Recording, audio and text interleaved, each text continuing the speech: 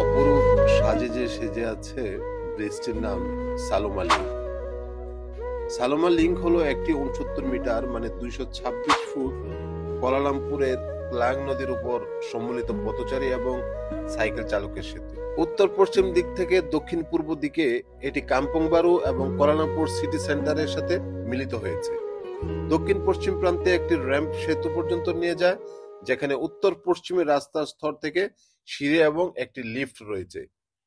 ব্রিজটির স্থাপত্যটি সুপারি পাতার বিন্যাস থেকে ধারণা এবং অনুপ্রাণিত, যা মালয় বিবাহের একটি অবিচ্ছেদ্য অংশ। গভীর রাতে সেতুতে প্রবেশ করা নিষেধ এবং সেতুটির নামকরণ করা হয়েছে মালয়েশিয়া সিঙ্গাপুরের গায়িকা সালোমার নামে, যাকে নিকটবর্তী জালানাম্পাং মুসলিম কবরস্থানে সমাহিত করা হয়েছে।